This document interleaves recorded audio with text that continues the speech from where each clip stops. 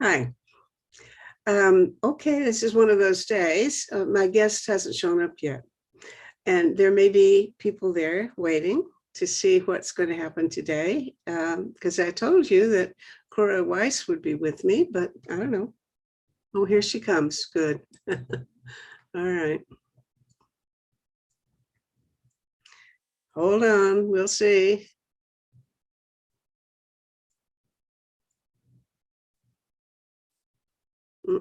Doesn't look good. Yes, I can. Hello, she see Cora. me? Hello, Cora. Oh dear. Well, let it.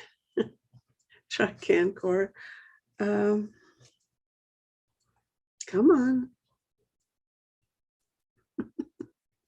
I was going to tell you something instead because I was going to fill the time, and I will. While she's trying to get started, apparently she's having a problem.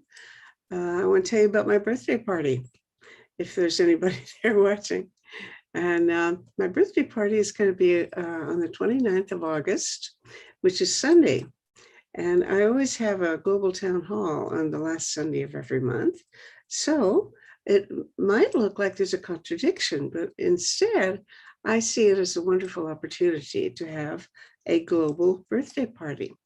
I'm going to be 90, and I want to celebrate, and I want everybody to celebrate with me. So when you come to the meeting, it's 2 to 4 p.m. Eastern time, which is Toronto time, bring with you a cupcake and a birthday candle and some matches. And at 3 o'clock, here comes Cora again. Let's try.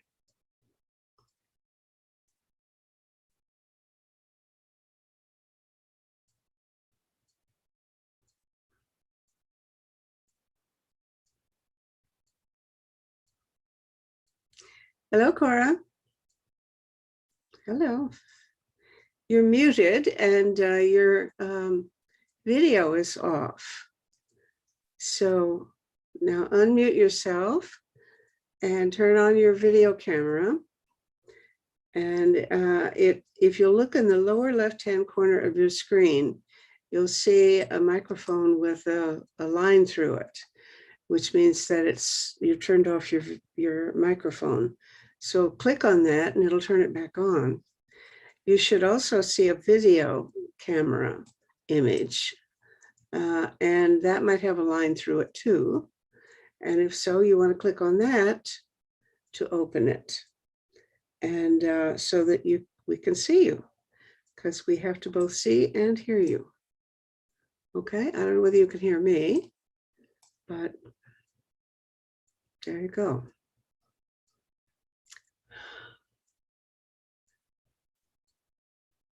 Oh dear. Well, she's dropped out again. Oh dear. Okay, let me continue with my birthday invitation. So the birthday is, people can join this global town hall by going to zoom.us/J/910-897-0203. And that's the Zoom link that brings you presumably up to where Cora is supposed to be right now, but isn't. But it's not the problem of Zoom. Here comes Cora again.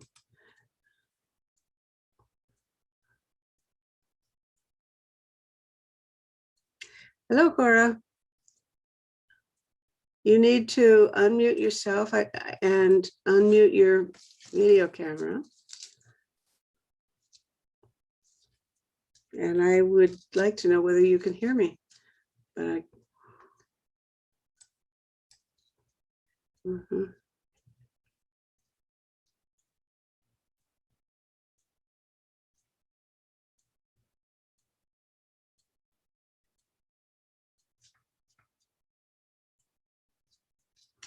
hello, hello, you aren't showing up and I don't see any evidence of anything except this big C in the middle, which indicates that Cora is trying to contact me, I imagine, but not succeeding. Dear audience, if you're here, I don't know what to advise you. Probably it's not worth waiting. Wait and come back later. You can see the recording if we manage to make one. I'll probably have it up tonight, although I'm not sure there's going to be one at this point. We're 10 minutes late getting started, more than that. Anyway, to watch this later on, if it happens, you can go to our YouTube channel, youtube.com/C/to save the world. And when you go there, there's, if you were there now, and if you're trying to watch this, that's where you are. And there should be something saying live, which would be indicating that we are now live. And in fact, it is probably there. It's broadcasting, I imagine. But we have everything to show you. Anyway, if you go back later, you can see a list of things that are uploaded. And so from the uploaded list, you'll see an edited version of this, if there turns out to ever really be such an interview, which is looking bad. Hello.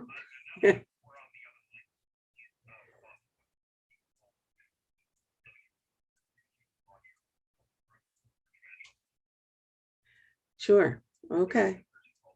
All right. Shall I hang up?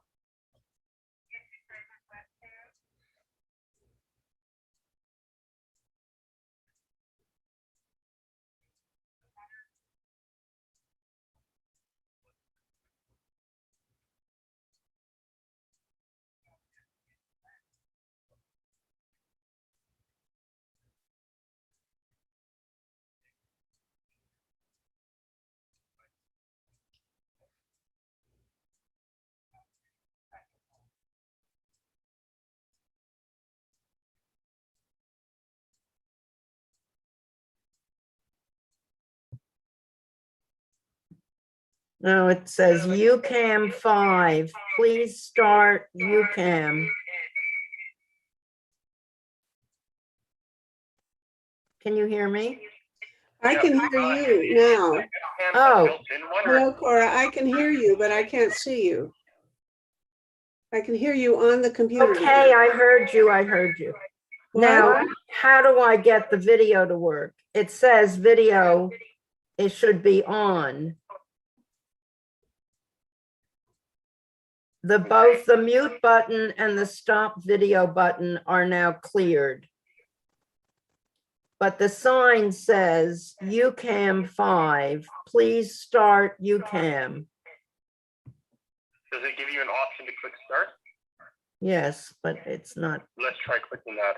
I did.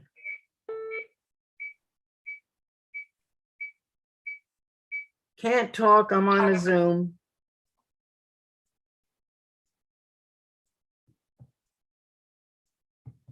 Well, I'm hitting it. I'm hitting please start UCAM. Press escape or double click to exit full screen mode. What is that doing? That sounds like it's gone into a larger window that takes up the entire monitor. Correct. So if you want to get out of that, then whenever it's instructing. As for the webcam, did anything happen when it was the start UCam? I'm hitting please start UCam and nothing is happening. And is UCam the webcam that's plugged in? I have no idea. UCam 5. It says Cyberlink, please start UCam. I've never heard of it. I don't understand, you know, I was just on a Zoom on Afghanistan with 18 people and nothing was, it was perfect. Let's see what would, so that's not working. And the first option, if you could just try that one a second time. How am I going to go back to it? So the video icon at the bottom. Yeah, it says stop video, start video, stop video. It's not going back to the options. This is very upsetting. Okay, do you see something at the bottom of the page that's setting? Or a small arrow next to the video icon? There's an arrow. Okay, I got it.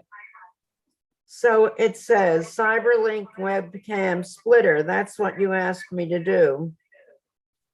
And that's where we got UCam 5. Now it says video settings. Do you want that?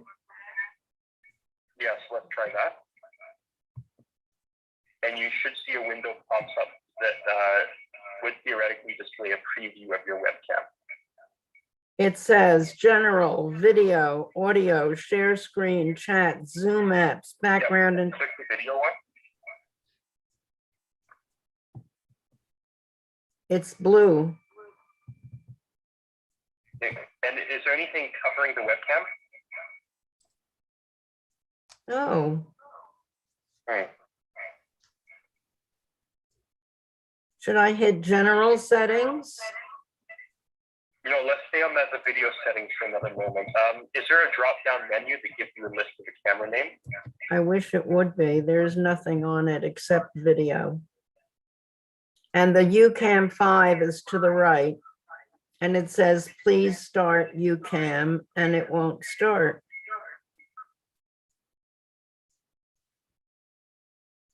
Then it says audio, share screen, chat, Zoom apps, background and filters, recording, profile, statistics, keyboard, shortcuts, camera, Cyberlink webcam splitter.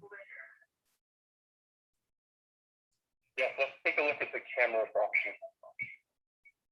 And the options are Cyberlink webcam splitter or integrated webcam. Let's try each of those by clicking on them one at a time and seeing if a camera or an image is displayed. Okay, and now I'm on, I can see me, Oh, I can see you too. but how am I going to see you and me at the same time? Well, I don't know, but it made, If you click the save option on that page, is there a save option? Save. Yeah. I don't see a save option. It says always display, wait, it says always display participant names on their video. It says, Cora, can you hear me, Cora? yes, I think we're fine. So far as I can tell, if we have a picture of you and me, I'll tell you what I'm going to do. I'm going to do gallery. Try, yes. Okay, now I can see both of us. So that's all we need. All right, we're in business. We can start talking now. All right. I think you can probably close the menu that has the video or camera settings, and it should go back to the Zoom call. But just please be stress on that draft at least. If I close this window, what if Cora, don't do anything, please. I think we can do the broadcast starting right now. I don't know whether you can see me, but it doesn't matter. If you can't see me, at least I can see you, and the audience can see both of us. So Okay. that's all that we need to do, okay? Okay, All right, I'm gonna let Adam go now so we can start. I'm gonna turn off the telephone. Yeah, I'll hang up too. Okay, thank you, Adam. All right. Okay, Cora, now I'm going to introduce you. All right, here, we are getting started 20 minutes late, but that's okay. Hi, I'm Meta Spencer, and I'm in Toronto, and I'm going to go, I think, to New York City to visit Cora Weiss, because it's time for me to get acquainted with Cora Weiss. Cora, I've known about for 40 years, maybe. Cora has been one of the great stalwarts in the world peace movement for as long as I can remember. That's very kind of you. Well, it's true, because back during the Vietnam War days, I was hearing your name as a leader. You were doing demonstrations, you were meeting with, I think, Vietnamese women or something, and then you became much more famous for your work with the women peace groups, peace activists, and so on.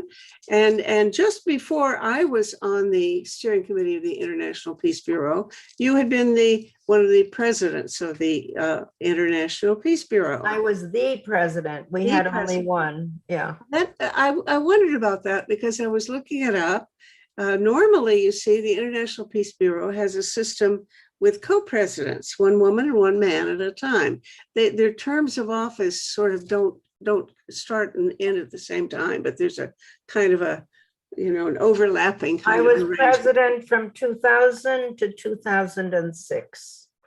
Okay, well, I want to cover all of that because kind of you can give me a good overview of the history of the peace movement and the many years that I've been engaged with it, and when you were much more prominent. So let's start back during the Vietnamese War, and bring me up, give me an overview of what was going on. I think you were involved with William Sloane Coffin, if I recall correctly. Is that right? That's right. He was the famous minister of the Riverside Church, and he hired me, although I eventually worked for nothing. He hired me to run the disarmament program, which was the only church in America that had one. Amazing. Yes, and there were all kinds of meetings going on there. That was kind of the center, the crucible of the disarmament movement in those days. When did all that begin? When, let's see, I was actually in Toronto and at Harvard during part of that time, and I came to Toronto, and I was in Berkeley more of the time. I came to Toronto in 1971, but the war was about to wind down by then. No, not yet. My goodness. Go ahead. Sorry. Well, okay, you're fat. You're 4 right. years of war. But we'd already had a good part of the war by the time I got to Toronto, and I remember being tear gassed in Berkeley and so on. So let's go back to the earliest phases when you became involved. I was a member of Women's Strike for Peace, among the national leaders, I guess you could say. And we were engaged in disarmament work for years, since 1961. And then the Vietnam War broke out and we split. Most of us wanted to go and start working against the war in Vietnam because we didn't think it was legal, moral, or necessary, or right. Mm-hmm. And some of the others of us wanted to maintain the disarmament program. So eventually we merged the two splinters of Women's Strike for Peace. And what we did first has to do with your country of Canada.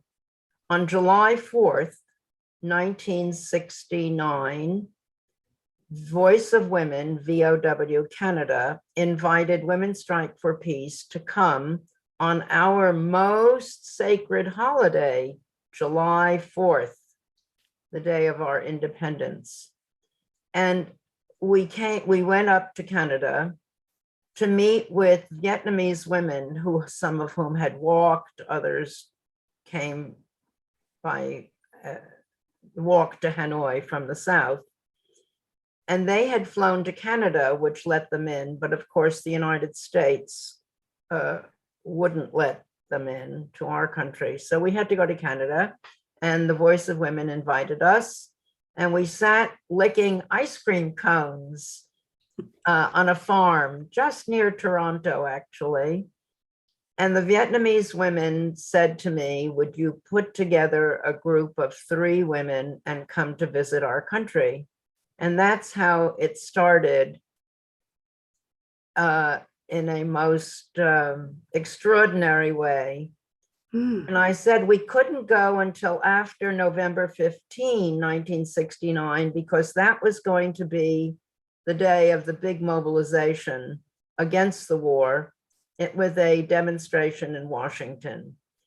So as soon as that huge demonstration was over, it was one of 2. There was a moratorium demonstration on October 15 and our mobilization demonstration on November 15.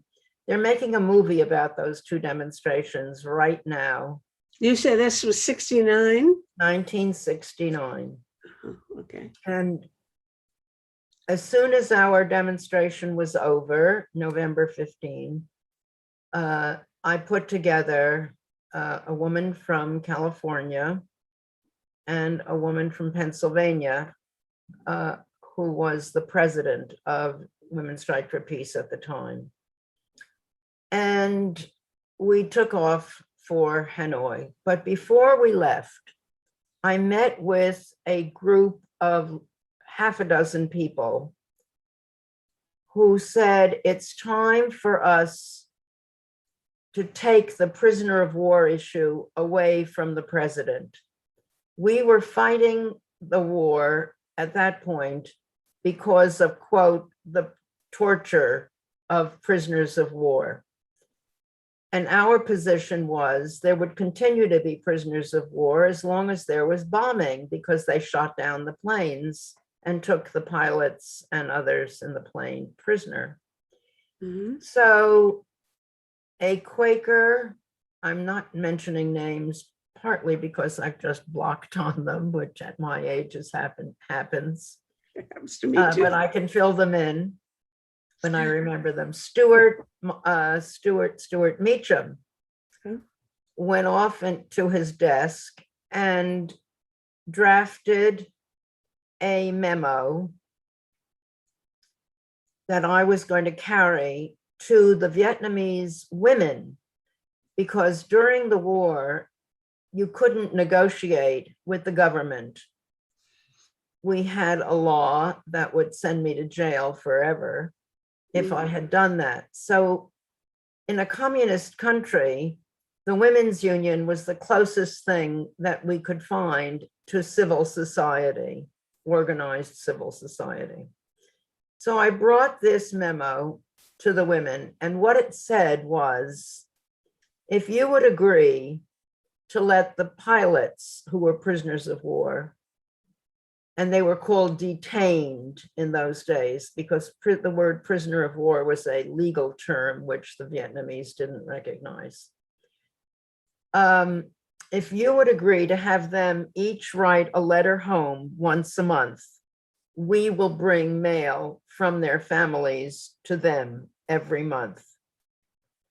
And that was a pretty interesting and unique offer that we were making, and they agreed immediately. Not only could we bring mail every month, but I was invited to send 3 Americans every month to visit Vietnam, carrying mail to the to the pilots, to the Wow. prisoners of war. And we created an organization called the Committee of Liaison, which was short nicknamed COLIAFAM. That's a kind of funny story because in Vietnamese, it also meant Miss Femme. Oh, And, but that's maybe too long to explain translations. In any event, we brought mail with us on that trip. And we got through over 300 letters to take home. And that was the first time such a large number of letters, which would indicate who was alive in the Vietnamese camps.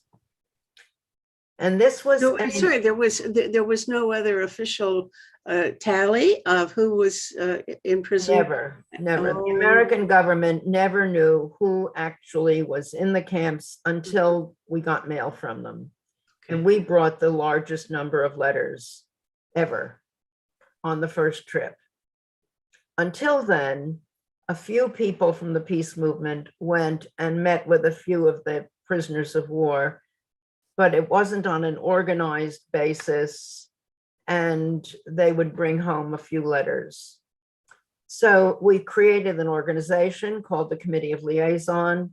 It had two purposes. One was to be a channel for mail going and bringing back so that the mail would not have to go through intervention by any of the intelligence agencies and be censored. And we also were able to negotiate. I use the word gently because we didn't negotiate, we just suggested an improvement of packages for the prisoners of war so they could get more than shaving cream and toothpaste, so to speak. And we did that. And we not only did that, but we came back with a list of some of the pilots who had been either killed or died as a result of their parachuting down out of their So plane. some of the other American pilots knew the names of some of the people they'd lost. Is that right? Oh, yes, exactly. Okay. And this was unique in wartime. No one, first of all, I was called a housewife from the Bronx. So no housewife from any place had ever succeeded in achieving this kind of remarkable mission with the so-called enemy. And it was all done thanks to the Vietnam Women's Union and the women of Women Strike for Peace. That's wonderful. And they already, before you even met them, they already had some authorization. You knew that they had a clearance to make deals, or did they have to go home and dicker? No, I don't think that could be said. No, They had nothing because they never knew what to expect. I So see. this was a big surprise. Mhm. And they had authority to invite me to come to Vietnam and to bring two other women. So we went at the end of November after the November 15 demonstration in Washington. Now, I'm curious about transportation and travel in those days. How did you get there? Did you go through Japan or what? No, we went from New York to Copenhagen on SAS, Scandinavian Airlines, and Copenhagen to Moscow, Moscow to Bangkok, and Bangkok, no, not Bangkok, the capital of Cambodia, Phnom Penh. And Phnom Penh, we got onto a very small plane that was run, I can't remember the name of it. It was run by Poland and two other countries that would fly in and out of North Vietnam a couple of times a week. And when they decided to fly, there was an understanding that there would be no shooting from the ground. All fire was canceled. No bombing from the sky and no shooting from the ground, so that we could fly in safely.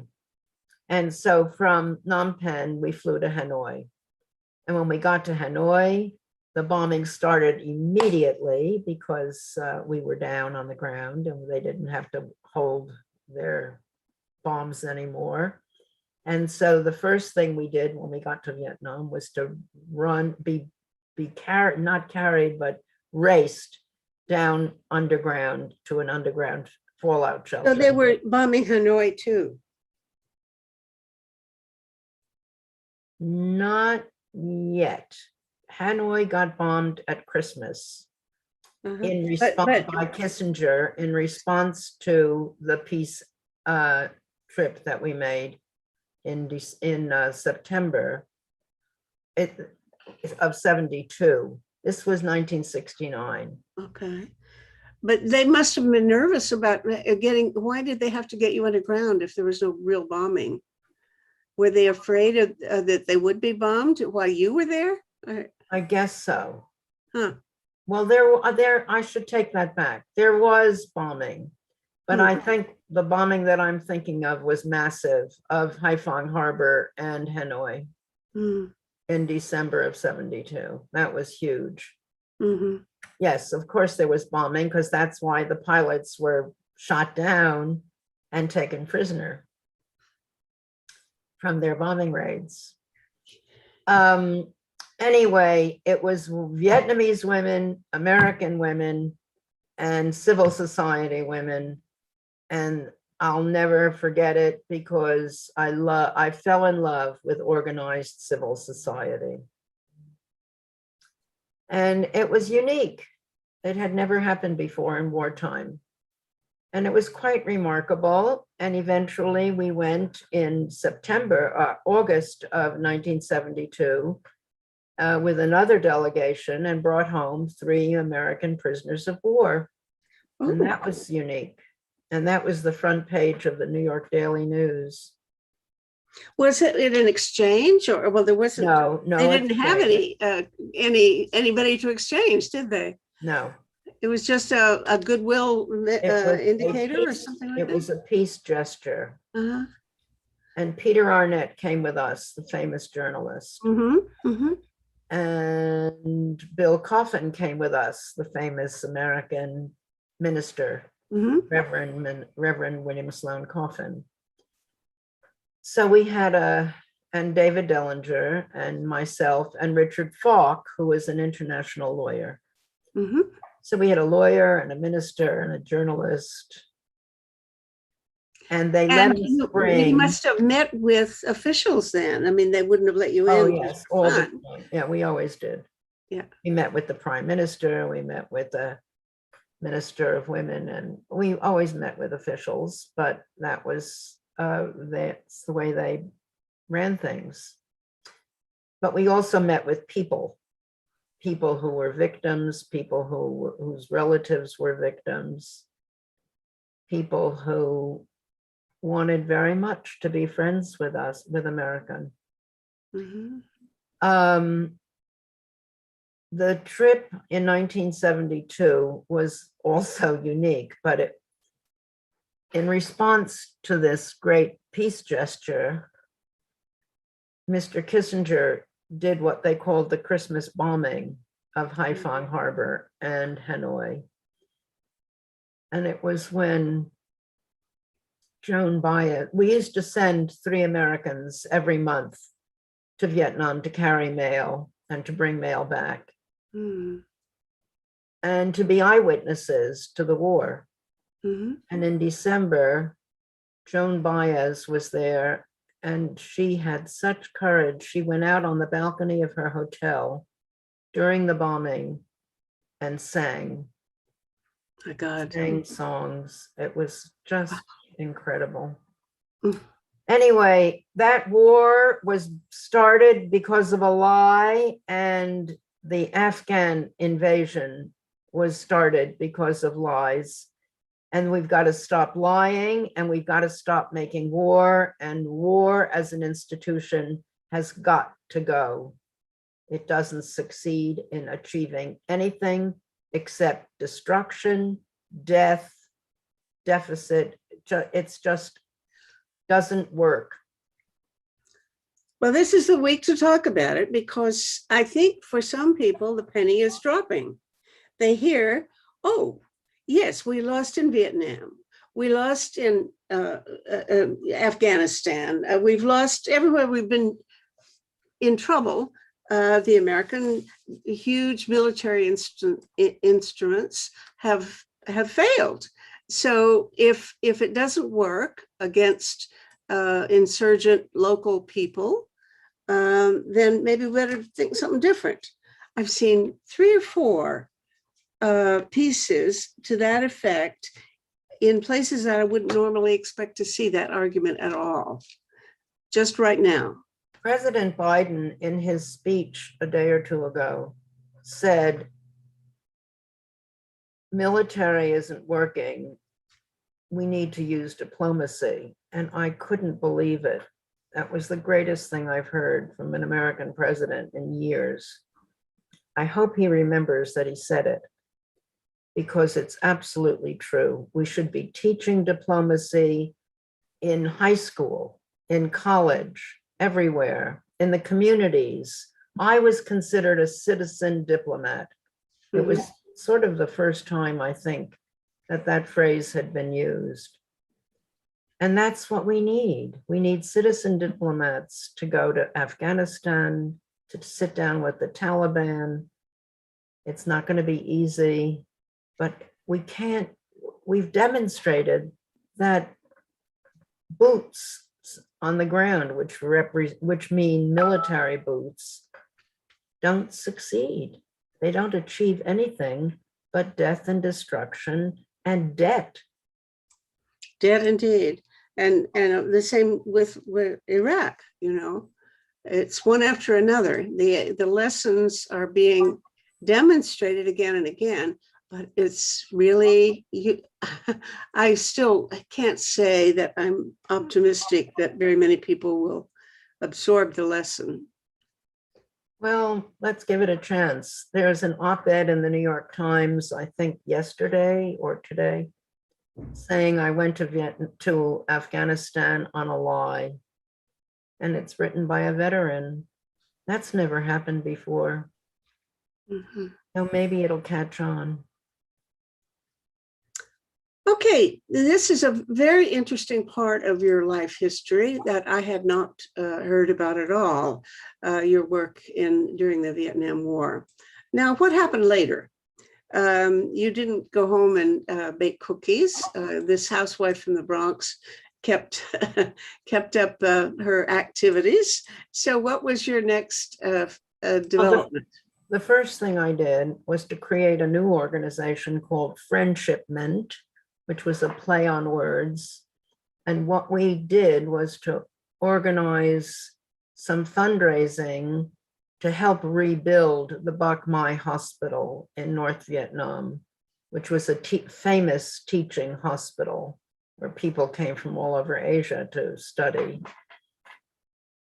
And that was pretty successful. We didn't have the millions that are needed to rebuild a hospital, but we raised a lot of money, and we made a lot of new friends, because we were doing humanitarian aid. That was the first thing that happened. And then, as I call it, a cascade of movements. One movement led into another movement. And I started to work with women. I've always worked with women. I worked with Women's Strike for Peace during the Vietnam War. And even before that, when we were doing anti-nuclear work. In 1961, when Women's Strike for Peace was formed, we were created because of the atmospheric testing of nuclear bombs. We called them atomic bombs then, Mhm. And we took our baby's teeth and sent them to Barry Commoner, a scientist in Indiana, who examined them with other scientists for the presence of strontium 90, which is the killer ingredient in atomic bombs. And fortunately, they didn't identify the teeth when they said, yes, there is strontium. So I don't know if my children had strontium in their teeth or not. They seem to be okay today in their 60s. But we sent our baby's teeth to Barry Commoner. And Women's Strike was critical to John F. Kennedy signing that what we call the Half-Ban Treaty, the treaty that banned atmospheric testing of nuclear weapons. It's true, for sure. By the way, Canadians were also sending their baby teeth to be appraised as well. The Ursula Franklin was, I think, the main person in Canada who was known for that. She was professor at the University of Toronto and very active in the movement. And I think her background was in metallurgy or something. So she knew a thing or two about strontium, I gather. Oh, that's wonderful. Well, we went around the country talking to newspaper editors. We had newspapers in those days in every village. Yes, remember newspapers? And we taught them how to spell strontium, literally and figuratively. And we sort of taught people what it was all about. And that was very important. We used to have meetings in living rooms and at kitchen tables. And we taught ourselves a lot about how to make how atomic bombs are made and what they could do and how the nature of their destruction. And we connected with the Hibakusha of Japan, the survivors of the 1945 unnecessary, horrific bombing of Hiroshima and Nagasaki. So we did a lot of that. And then from that, we morphed into the Equal Rights Amendment. And the big thing that I'm I don't know if I should say most proud of, but very proud of, was persuading the Security Council of the United Nations in 2000 to adopt a resolution called Women, Peace, and Security with 3 Ps. The participation of women at all levels of governance, the protection of women and girls during violent conflict, and the prevention of violent conflict. And it was unanimously adopted. We worried that the fact that it was adopted and not voted on might not make it as powerful as a voted for resolution of the UN. But we called in Hans Corell from Sweden, the UN's lawyer, and he reached into his pocket in his jacket, took out his charter, turned to Article 25 and read it to us that all member states agree to carry out the decisions of the Security Council. And that was a major decision, 1325 on women, peace, and security. So he said it's international law. And now it's being used to try to go to court and tell the governments that if they're not abiding by 1325 and letting women participate at all levels of governance and preventing violent conflict, that they're breaking the law and they have to be held accountable. Tell me more about that and what's going on now. You say it is being used. What particular cases and demands are being made where to that effect? Do you know of any right now? I don't know of any specific ones right now. They're talking about it, but what's happening now is village after village and town after town are engaged in training on how to use 1325 at the local level as well as the national level. Because now it's until now, it's been considered just for nations to declare and to make their national laws to abide by 1325. When Hillary Clinton was Secretary of State, she agreed to and to take on 1325, and the first people she gave it to draft a resolution for our country was the Department of Defense. We were so angry. We did not write a resolution to make the military equal. We wrote a resolution to prevent violence and to put women at every decision-making table. So it got off on that foot. But now, Why do you think? Why did you think she made that decision? I have had such mixed feelings about her. She was such a hawk, and yet, you know, she's a woman. What was behind that decision of hers to give it to the Defense Department? I guess maybe it's that there's been such a clamor among certain feminists for the right to be part of the army. And could that have been what was part of her thinking? you know, I don't second guess anybody. I have Okay. no way of knowing what she was thinking, but I will ask you, when you said yet she was a woman, it takes more than ovaries to make a progressive feminist. You bet it does. Okay. And there are a few There men. are some pretty awful women around. Uh-huh.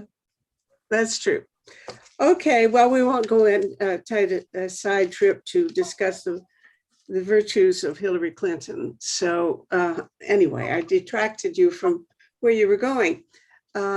Hillary Clinton would have made some progress along those lines, I suppose, had she become president, but then we know what happened.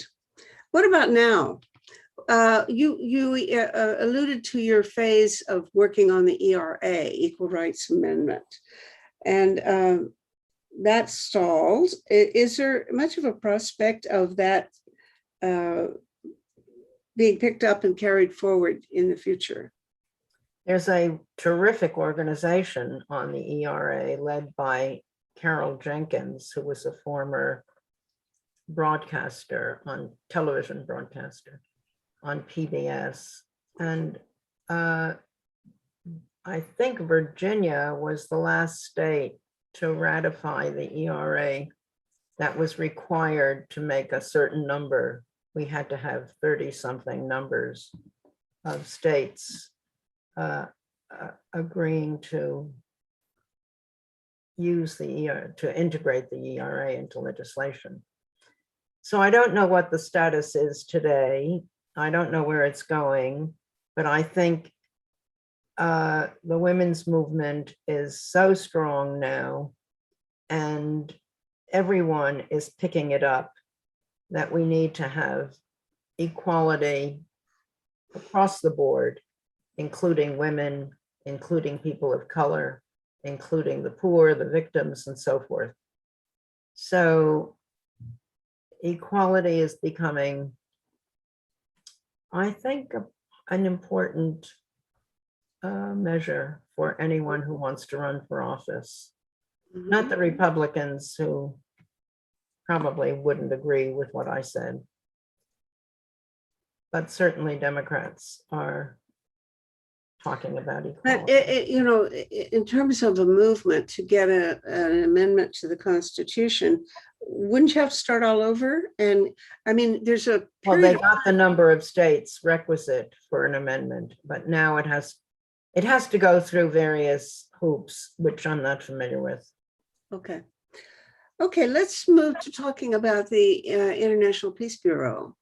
I was on the steering committee a little after you were president for 3 years, about 2010, I think, in that area.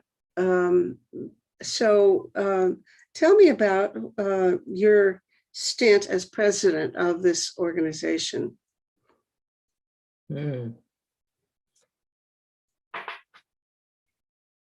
The Were you, by the International way, Peace were you? Bureau was formed in 1900, Mhm, more or less. yeah. And we got the Nobel Peace Prize in 1905. And Bertha von Suttner was among the many remarkable founders. And she, of course, is the famous woman who answered an ad in the paper from Alfred, oh my God, Nobel. yeah, Nobel, who was looking for a housekeeper secretary. Mhm. And she stayed with him for only a week or 10 days. I maintain without any evidence that they had a tryst, but because it makes it a better story. But in those 10 But that days, she left him to go get married. She ran off with the guy that she went off. I think, yeah. Marriage. So if she was having a tryst, must have been a quick one. Well, they were only together for 10 days max. Yeah. And during that time, she persuaded him to put the profits from his gunpowder, which he invented, into a peace prize. Until then, he had a prize for literature and what medicine, and I can't I don't remember. remember what all. But there are 3 or 4 Uh-huh. Nobel Prizes that are given out in Stockholm, Sweden, and the Peace Prize is given out in Oslo, Norway. And it's something that apparently is still held in high esteem. I've been nominated a number of times for a Nobel. But the majority of Nobel Prize winners, peace and otherwise, are male, of the male gender. The women's numbers have improved recently, of course. We now have Lema Bowie from Liberia and others, lots of others, Jody Williams and so forth.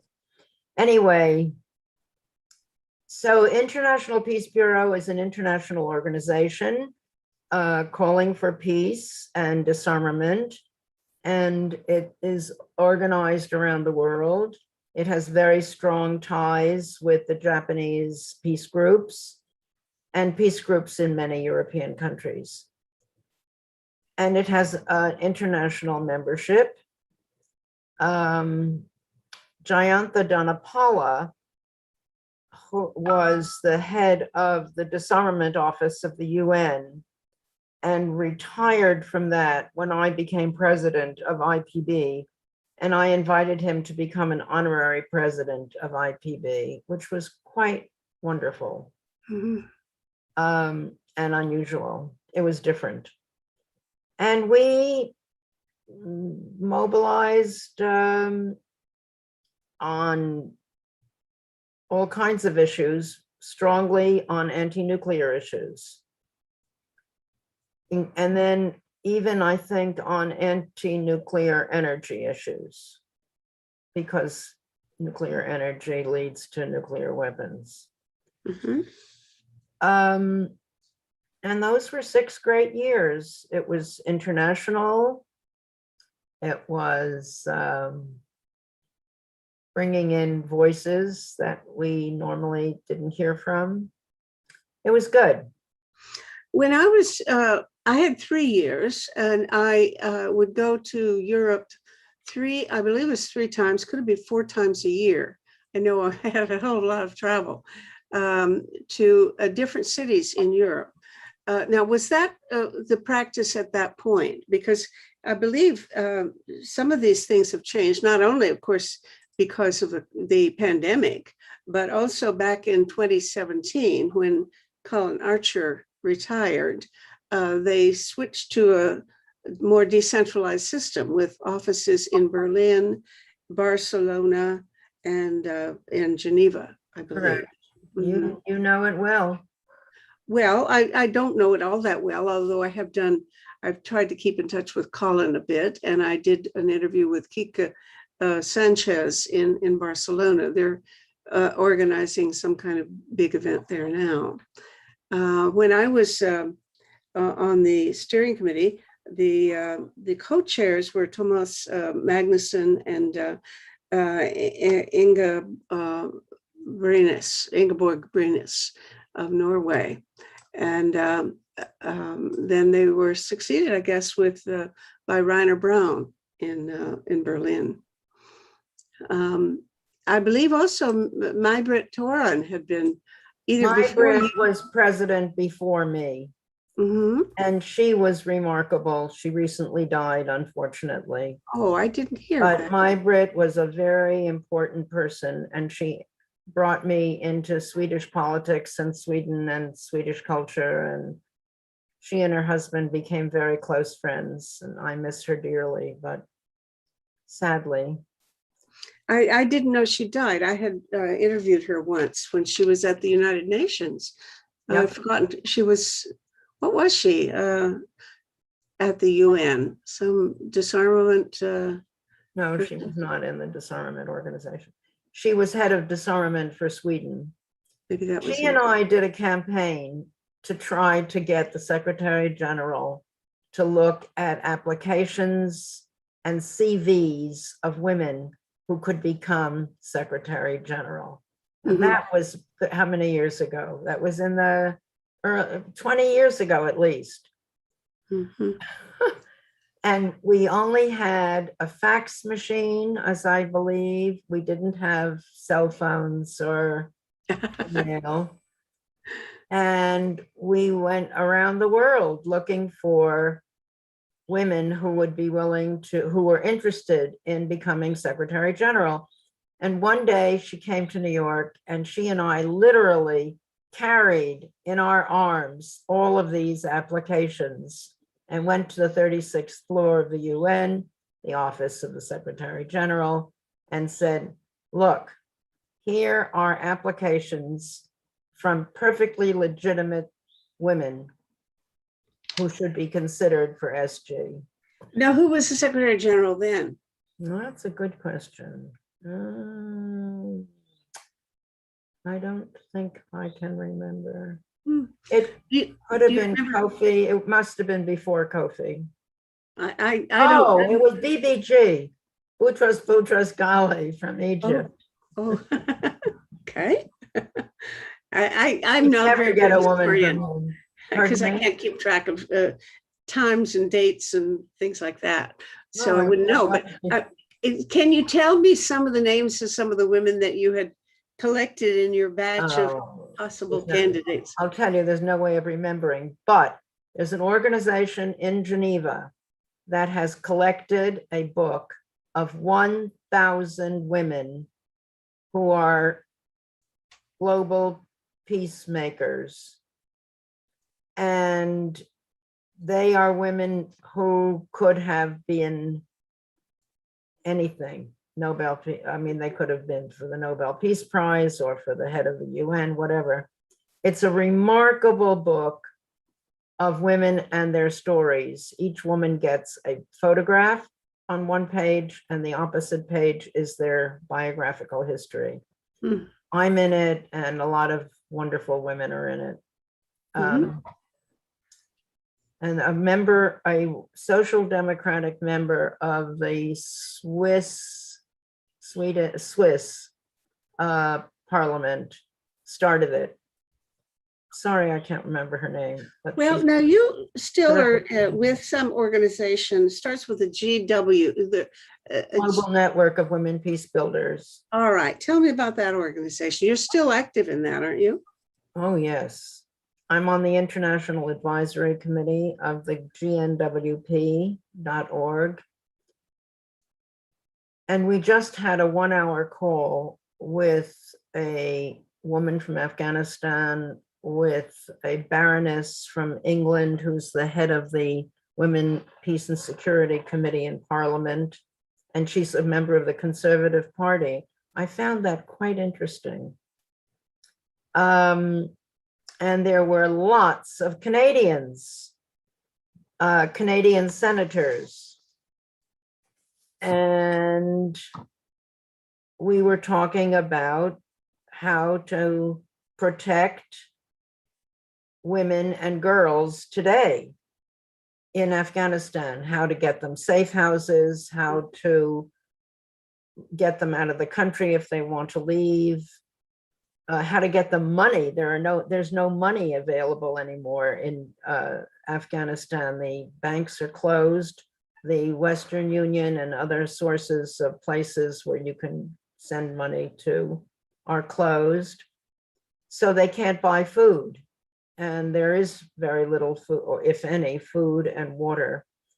And there is terrible chaos and terrible violence erupting, especially against people going to the airport. And according to one report that we heard this morning, the Taliban are going door to door, knocking on doors and pulling out people who were human rights activists, people who were actively opposing the Taliban, civil society leaders. It's not a nice picture. Oh, no, it's in horrible. Afghanistan today. It's a seriously bad picture, and everybody's got to do something to help it. The problem is that if you can't send money, and if you can't get people to the airport in order to get onto a plane to get out, Right. what do you do? And that was the question that we were trying to deal with. One of the questions. Has anybody from the women's group or any other civil society organization attempted to contact the leadership of the Taliban? I've forgotten who's the guy who's going to be the president has just arrived back in Kabul after being out of the country for a long time. Can't remember his name, but if you know, I wonder if anybody has control over these guys. I mean, they are in the habit of just doing, you know, knocking on a door and saying, you know, you take me in and I'm gonna live with in your house and you're gonna feed me. Out in the country that works, but in Kabul it's not so easy. Now, if they don't have any control over these guys, if they're running amok, then that's one thing. But if these soldiers, if you want to call them soldiers, are disciplined and get their orders, then, you know, talk to the guy at the top. And I don't know whether it's possible. Has any attempt been made? I'm not aware of it yet, but I'm sure everything is going to be tried, because these women and young people especially have formed organizations, and they're determined. Their passion is very palpable. They're passionate about the subject, and they're willing to take risks to achieve results. Well, I don't know who made the statements, but it was said a week or so ago that I've heard people say, well, the Taliban have promised to reform. They're not the same old guys that they were 20 years ago. Okay, who said that? I want to hold them to it. Right. You know, I don't remember We having. know that it's not true. They've already broken all those promises. Well, yes, but who's they? See, it may be that there are a bunch of guys running around without any orders about how to conduct That is themselves. very likely, because I'm not sure, but I think it's safe to say that all of the Taliban don't have cell phones. Anyway, the internet is down. The social media is down. It's very hard to communicate at all.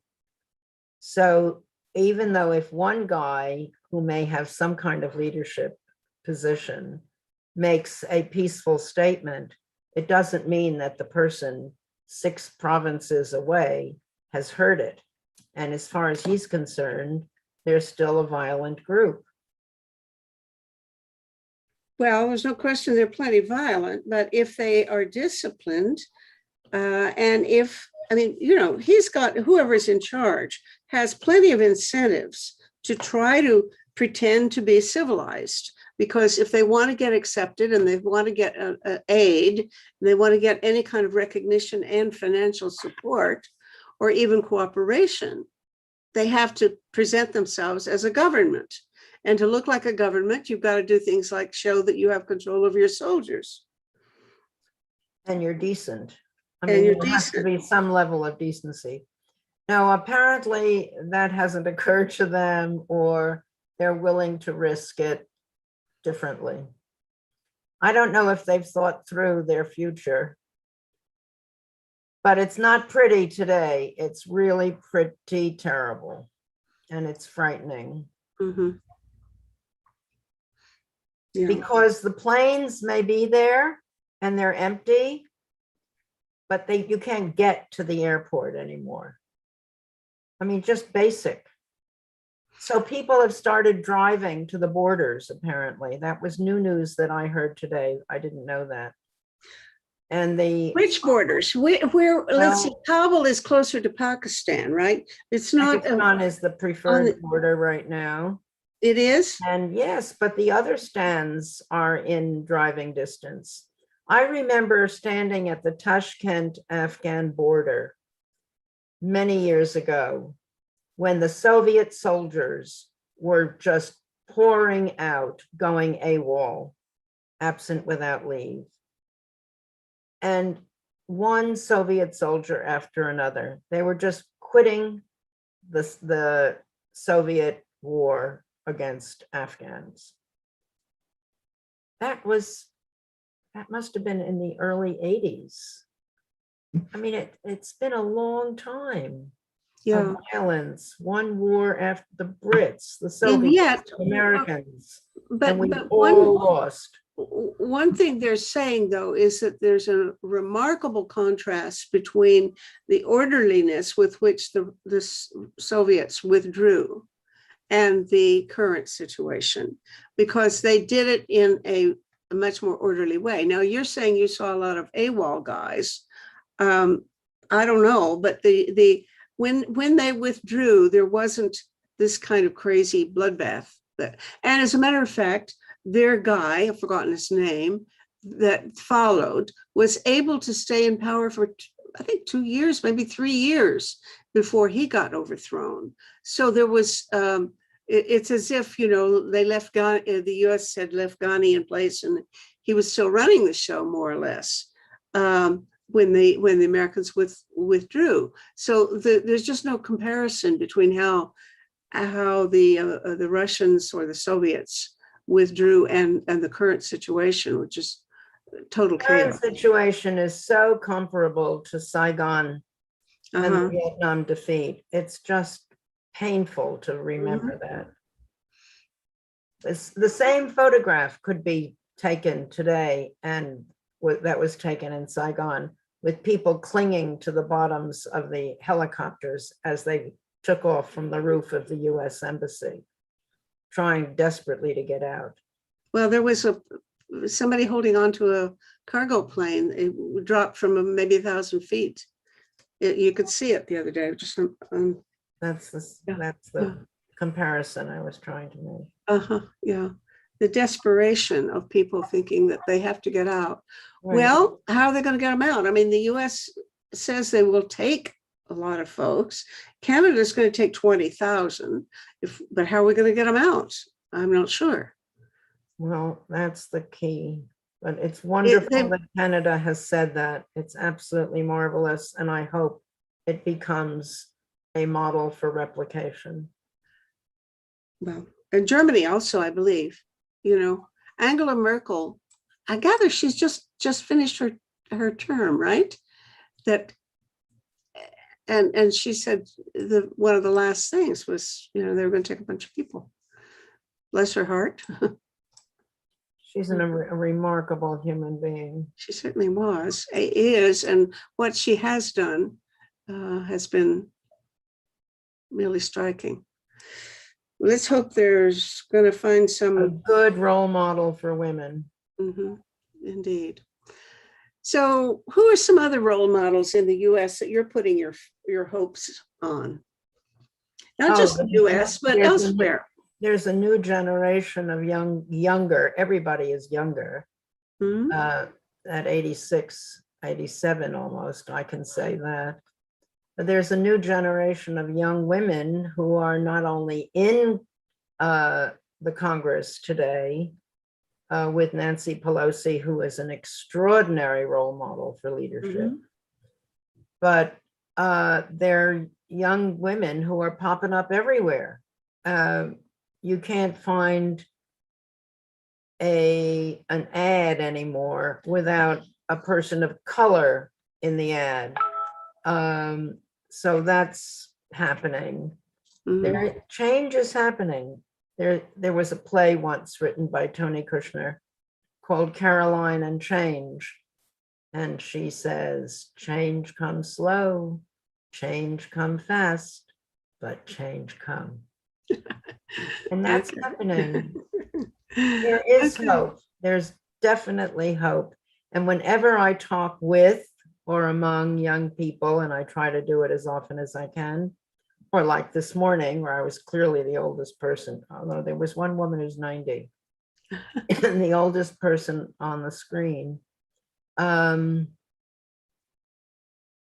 They listen. They talk about, inspiration that they get and the shoulders on which they're standing. And I have hope. I get reassurance by seeing them and talking with them, meeting with them, because they're smart, they have a vision, they're committed, they're dedicated. And that's the future. And the future is in good hands. It certainly is, and you've certainly left your mark on the whole thing. No, you're sweet. That's very kind. Well, good wishes, and good wishes also. We haven't talked about your husband because I don't know why. We should mention Peter, a remarkable man. He is very remarkable and he's very wonderful. And he was, We've been together without interruption for 67 years. wow, unbelievable, amazing. And his work has been so compatible with yours, you know? Well, I don't want to brag because that's not very good to do. But I started with the atomic and nuclear issue with Women's Strike in 1961. And when I brought home the idea that we should take our baby teeth and send them to Barry Commoner in Indiana to this university science lab, that's when he caught on. And he started IALANA, the International Association of Lawyers Against Nuclear Arms, which still exists and has mostly men, but there are women now coming in, lawyers who work with international law to try to get nuclear weapons abolished, because that's the only solution, is to abolish them. Just like I think that there should also be the abolition of war as an institution. And he served as the co-president of IALANA for many years, and he has served as the president and founder of the Lawyers Committee on Nuclear Policy in this country. I meant to say something when we were talking about younger people that I promised to say, and I will be not thought well of if I don't remember to say it. There is a group of young people who work with Peace Action of New York State. Peace Action is the current name of what started out as SANE, the Committee for a Sane Nuclear Policy, which was led by Marcus Raskin, whose son, Jamie Raskin, is now the hero and star of the Congress. He ran the impeachment proceedings against Trump.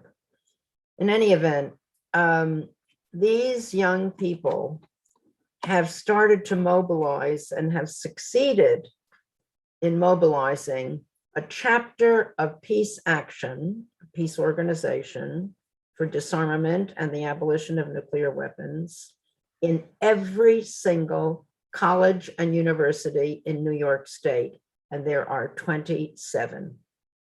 Oh, That to me is a success story. And mhm. it means that other students in other states can do the same thing and in other countries. Question is getting how many students can they recruit to this?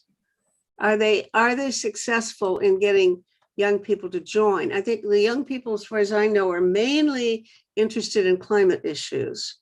I would love, and we should have talked a little bit about this already, the fact that both of us, I believe, agree that it's really important to link up some of these issues, climate and nuclear disarmament being the most obvious things that need to be put together.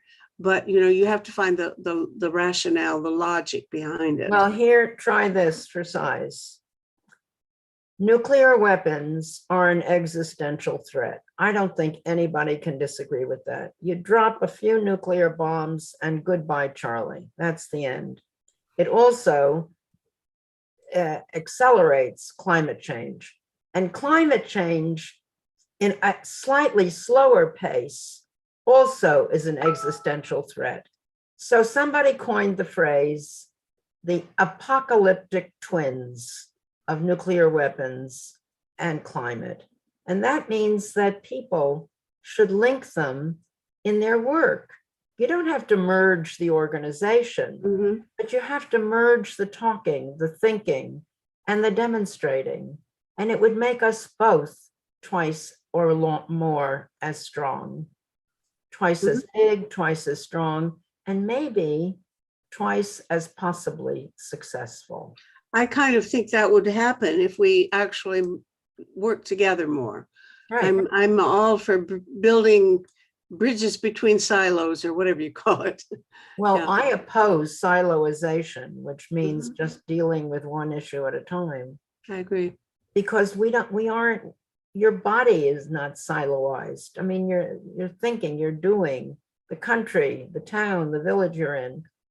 Nothing is silo, nothing is singular. Everything depends on other things. So we have to deal with it in a more comprehensive way. I absolutely agree. That's why Project Save the World exists, because we want to look at 6 of these global threats. It's not just these 2 biggies. Certainly, nuclear weapons and climate change are the 2 most conspicuous examples. But then we've got famine, we've got pandemics, we've got radioactive contamination, and we've got cyber risks. All of them could wipe out 1 billion people at a whack in short order. And they're all interdependent. I mean, you can't solve any one of them without paying some attention to working on at least one of the others, and in some cases 2 or 3 of the others. So and you can't solve them if you don't include others, people of color, men and women, Native Americans. I mean, this is a comprehensive issue and a comprehensive politic that have to be brought together, included together, and to work together. So we're on the same team. Oh, nice. And we still are in business. I think you and I are both obviously working on it. So thank you so much, Cora. This has been fun, and I now feel I know you after all these years. Well, it's nice to meet you too. Okay. Have a good day.